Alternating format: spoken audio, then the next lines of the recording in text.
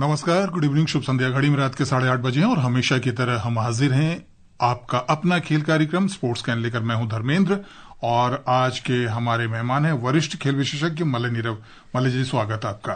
धन्यवाद धर्मेंद्र। आईपीएल के मुकाबले तो प्रगति पर हैं ही, लेकिन आईएसएसएफ विश्व कप में भारतीय टीम ने बेहतर प्रदर्शन किया है, दूसरे स्थान पर रही है। और तीरंदाजी विश्व कप से भी अच्छी खबर है, धीरज बोम्बादेवरा, अतानु दास और तरणदीप राय की जोड़ी फाइनल में पहुंच गई है। बिल्कुल, और वो भी तब जबकि धीरज काफी लंबे सफर के बाद वीसा नहीं मिलने के कारण काफी परेशान रहने के बाद वहां पहुंचे थे, और वैसे में पदक जीतना बड़ी बात है। हम आपके साथ ढेर सारी बात करेंगे, इस खबर पर भी और तमाम दूसरी खबरों पर भी करेंगे चर्चा, लेकिन पहले अब सुर्खियां। ब्यूनस आयर्स में आईएसएसएफ विश्व कप में भारतीय टीम दूसरे स्थान पर रही। अमेरिका में तीरंदाजी विश्व कप के पहले चरण में धीरज बोम्बादेवरा, अतानु दास और तरणदीप रॉय की पुरुष रिकर्व टीम फाइनल में पहुंची।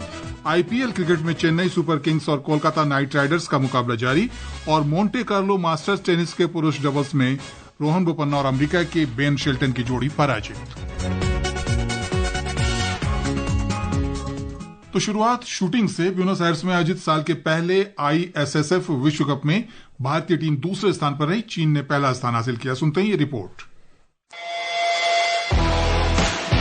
राइफल, पिस्टल और शॉटगन निशानोबाजों के लिए अंतिम स्पर्धा में लक्ष्य शिरोन और नीरो की युवा ट्रैप मिक्स टीम एक अंक से पदक से चूक गई। फिर भी भारतीय टीम को दूसरा स्थान मिला। कल सुरुचि और सौरभ चौधरी की मिक्स टीम ने एयर पिस्टल में कांस्य पदक जीता था, जिससे भारत के कुल पदकों की संख्या बढ़कर 8 हो गई थी। इसमें 4 स्वर्ण, 2 रजत और 2 कांस्य शामिल थे। इससे टीम दूसरे स्थान पर पहुंच गई। अंतिम दिन मिक्स टीम एयर पिस्टल स्पर्धा में चीन ने पहला और दूसरा स्थान हासिल किया, जिससे वह 5 स्वर्ण, 3 रजत और 3 कांस्य पदक जीतकर शीर्ष पर रहा। भारत के लिए सिफत कौर सामरा ने महिलाओं की 50 मीटर राइफल 3 पोजीशन, रुद्राक्ष पाटिल ने पुरुषों की 10 मीटर एयर राइफल, सुरुचि ने महिलाओं की 10 मीटर एयर पिस्टल और विजयवीर सिद्धू ने पुरुषों की 25 मीटर रैपिड फायर पिस्टल स्पर्धा में स्वर्ण पदक जीते। सिद्धू अपनी स्पर्धा में आईएसएसएफ विश्व कप स्वर्ण पदक जीतने वाले पहले भारतीय बने। युवा पेरिस ओलंपियन ईशा सिंह ने महिलाओं की 25 मीटर पिस्टल में रजत पदक जीता। वहीं चैन सिंह ने अपना पहला व्यक्तिगत आईएसएसएफ विश्व कप पदक जीता। एशियाई खेलों और युवा ओलंपिक खेलों के पूर्व चैंपियन सौरभ चौधरी ने भी 2 साल के अंतराल के बाद आईएसएसएफ विश्व कप पदक जीता। टीम के सबसे अनुभवी सदस्य जोरावर सिंह संधू पुरुषों की ट्रैप स्पर्धा में 7वें स्थान पर रहे। अब टीम पेरू के लीमा जाएगी, जहां 15 अप्रैल से संयुक्त आईएसएसएफ विश्व कप का दूसरा चरण शुरू होगा। Vaishnavi, sports can. अगर इस पदक विजेताओं की लिस्ट में देखते हैं, ऐसे चेहरे इसमें नजर नहीं आते जिन्होंने पहले ही बहुत कुछ कमाल किया हो। यानी ये जो चेहरे हैं, ये बिल्कुल नए से चेहरे दिख रहे हैं। ये एक उस परंपरा की जो कहानी है उसको आगे बढ़ाने वाली सीढ़ी के रूप में दिखाई दे रही है। ये बिल्कुल, जो भारतीय निशानेबाजों ने पिछले कुछ वर्षों में बहुत अच्छा प्रदर्शन किया, जिसकी शुरुआत एथेंस में हुई थी जब राघवेंद्र राठौर ने जीता था रजत पदक। उसके बाद आप देख रहे हैं कि लगातार एक पूरी पीढ़ी चली आ रही है। उसमें जब नए नाम आते हैं, नए चेहरे आते हैं और विश्व मंच पर जाकर पदक जीतते हैं, तो फिर ऐसा लगता है कि भारत में निशानेबाजों के आका के लिए आने वाला समय बहुत ही एक सुनहरा काल होगा। लेकिन उससे भी जो बात मुझे अच्छी लगी वो ये कि जब आप सौरभ और सुरुचि के पदक की ओर देखें तो सौरभ 2 वर्षों के अंतराल के बाद किसी विश्व स्तर की चैंपियनशिप में उतरे थे, और भले ही वो स्वर्ण पदक न प्राप्त कर पाए हों, लेकिन पदक मंच तक पहुंचना उनके लिए ही एक बहुत बड़ी बात है। और बात करें तीरंदाजी की, तो विश्व कप के पहले चरण में धीरज बोम्बादेवरा, अतानु दास और तरणदीप रॉय की भारतीय पुरुष रिकर्व टीम फाइनल में पहुंच गई है। अमेरिका के फ्लोरिडा में तीनों ने कल रात सेमीफाइनल में स्पेन को 6-2 से हराया। रविवार शाम को फाइनल में भारतीय तिकड़ी का सामना चीन की टीम से होगा। इससे पहले भारतीय टीम ने क्वार्टर फाइनल में इंडोनेशिया पर 6-2 से जीत हासिल की थी। शूटिंग में हम बात करते हैं कि हमारी जो है काफी मजबूत टीम होती है, पदक की दावेदार होती है। तीरंदाजी भी एक हमारा पारंपरिक खेल है, लेकिन इसमें अगर पदकों की बात करें तो ओलंपिक में बहुत कुछ हमारे हाथ है नहीं।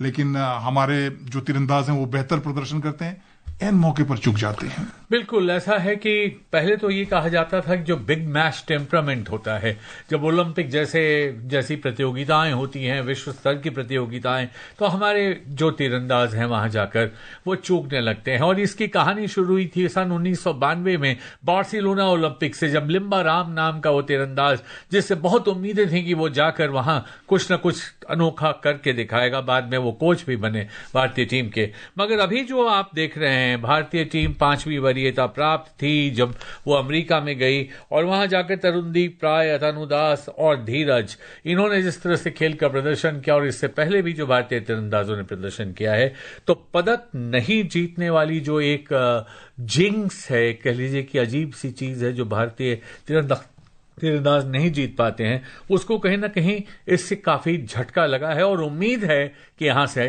भारतीय टीम पदक लेकर जीत लौटेगी। और बात अब टेनिस की। मोंटे कार्लो मास्टर्स टेनिस के पुरुष डबल्स क्वार्टर फाइनल में रोहन बोपन्ना और अमेरिका के बेन शेल्टन की जोड़ी को हार का सामना करना पड़ा है। बोपन्ना और शेल्टन को फ्रांस के मैनुअल गुइनार्ड और मोनाको के रोमेन अर्नेंडो की जोड़ी ने 2-6, 6-4, 7-10 से हराया। इससे पहले 45 वर्षीय बोपन्ना और 22 वर्षीय शेल्टन ने प्री क्वार्टर फाइनल में तीसरी वरीयता प्राप्त इतालवी जोड़ी सिमोन बोलेली और एंड्रिया वॉवसोरी को हराया था। क्वार्टर फाइनल में भरे हार गए हों बोपन्ना, लेकिन 45 साल की उम्र और प्री क्वार्टर फाइनल में तीसरी सीड के ऊपर जीत, क्या कहेंगे? देखिए, 45 वर्ष 1 महीने की उम्र में एक मैच जीतने वाले एटीपी मास्टर्स में वो सबसे अधिक उम्र के खिलाड़ी बन गए हैं जी। और इससे ये लगता है कि उनका जो दमखम है वो अभी भी बरकरार है। हालांकि ये मोंटे कार्लो उन्होंने 1917 में 2017 में जीता था, 7 साल पहले उन्होंने 8 साल पहले प्रतियोगिता जीती थी। उसके बाद कई बार क्वार्टर फाइनल तक पहुंचे हैं, लेकिन तारीफ करनी होगी उनकी कि इस उम्र में भी जिस पूरे जोशो खरोश के साथ वो खेलते हैं, और अभी भी वो ऐसा नहीं लगता कि वो खेल को अलविदा कहने के लिए तैयार है। चीन के निंगबो में ध्रुव कपिला और तनिषा क्रिस्टो की जोड़ी एशिया बैडमिंटन चैंपियनशिप टूर्नामेंट से बाहर हो गई है। मिक्स डबल्स के क्वार्टर फाइनल में उन्हें हांगकांग के तेंग चुन मन और सी यिंग स्यूत की जोड़ी ने 22-20, 21-13 से पराजित किया। इसके साथ ही प्रतियोगिता में भारतीय चुनौती समाप्त हो गई है। निराशाजनक खबर है, क्योंकि बैडमिंटन के कोर्ट से काफी लंबे समय से अच्छी खबर नहीं आ रही। बिल्कुल, और देखिए कि कल जिस तरह से पीवी सिंधु हारी थी और पहले ही दिन लक्ष्य हारे थे और उसके बाद प्रणय हारे थे, तो इसको देखने के बाद ऐसा लग रहा है कि कहीं न कहीं भारतीय टीम में नई जान डालने की कोशिश करनी होगी बैडमिंटन टीम में, क्योंकि जब सुधीरमान कप के खेल शुरू होंगे और अगर प्रदर्शन भारतीय खिलाड़ियों का नहीं सुधरा, तो एक जो तनिषा क्रिस्टो और ध्रुव कपिला हैं, इनसे उम्मीद थी कि मिक्स डबल्स में ये कुछ कर दिखाएंगे, और अच्छा खेला भी उन्होंने। शुरुआत में उन्होंने 7-0 की बढ़त ले ली थी, बाद में वो पिछड़ गए, लेकिन कहना होगा कि भारतीय बैडमिंटन में नई जान फूंकने की जरूरत है।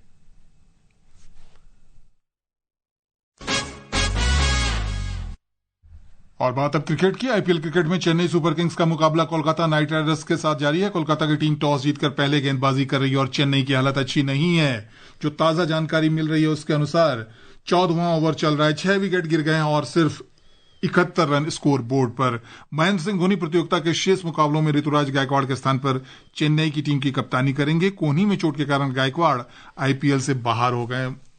चेन्नई के लिए कुछ भी अच्छा नहीं चल रहा है, क्योंकि पहला मैच अगर देखें मुंबई से जीत, उसके बाद लगातार हार पे हार, और अब कप्तान भी पूरे टूर्नामेंट से बाहर। और अपने ही घर में जब लगातार आप हारते रहते हैं और हार की हैट्रिक की ओर जब आपकी टीम बढ़ रही हो, तो एक उम्मीद की किरण जो टिमटिमाती हुई नजर आ रही थी इनको, इन्होंने सोचा कि वो पारस पत्थर किसी को छू देता है सोना हो जाता है, वो मिडास टच वाला सोनी अगर आएगा तो कुछ न कुछ कर दिखाएगा, लेकिन आज नहीं चल रही। और सब मजे की बात यह है कि जो ओपनर्स इनके थे, सचिन रविंद्र, शुरू के खिलाड़ी जो अच्छा खेल रहे थे, कॉनवे, रविंद्र, वो भी नहीं चल पाए, और मध्य वर्ग बिल्कुल डगमगा रहा है। ऐसा लगता है कि मध्य जो क्रम है वो मध्य क्रम तो खेल ही नहीं पा रहा है। तो चेन्नई के लिए बहुत अच्छी हालत नहीं है। हालांकि ऐसा नहीं कि कोलकाता नाइट राइडर्स की हालत बहुत अच्छी है, लेकिन फिलहाल जिस तरह से मैच चल रहा है, यहां अगर 150 का आंकड़ा नहीं पार करती है चेन्नई की टीम, तो बहुत मुश्किल होगी इसके लिए।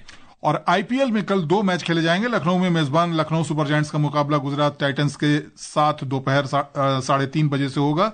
दूसरा मैच हैदराबाद में सनराइजर्स हैदराबाद और पंजाब किंग्स के बीच शाम 7:30 बजे से खेला जाएगा। सुनते हैं ये रिपोर्ट।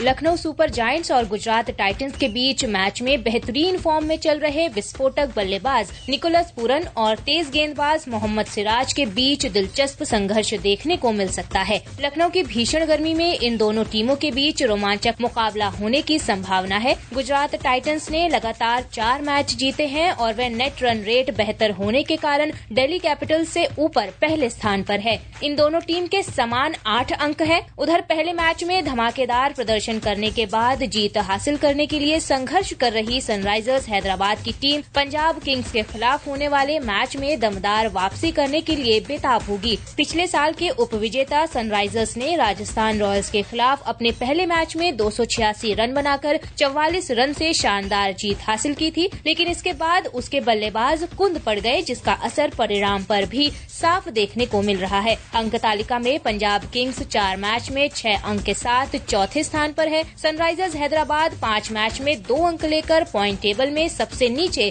10वें नंबर पर है। सर फिरोजी, स्पोर्ट्स कैन।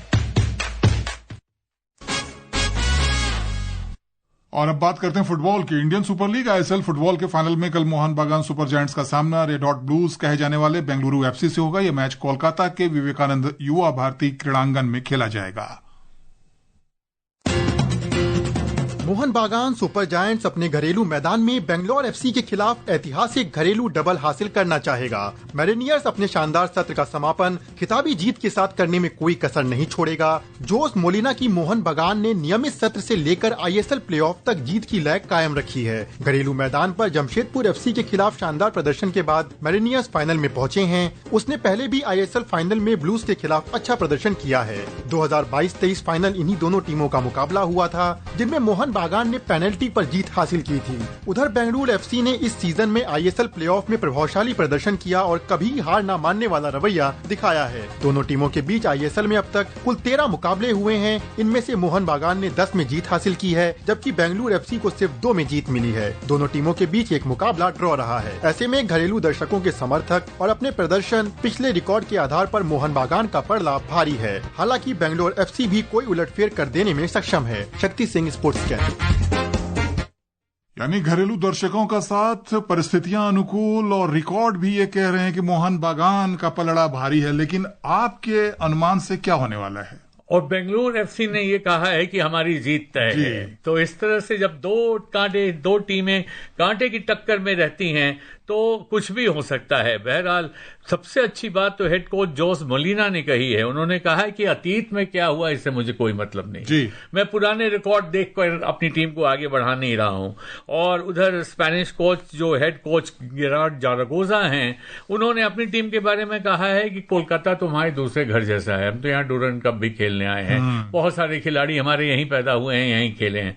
तो जो होम ग्राउंड एडवांटेज है उसका फायदा कितना मोहन बागान उठा पाते हैं। मगर अगर आप देखें कुल मिलाकर उनका फॉर्म बहुत अच्छा है।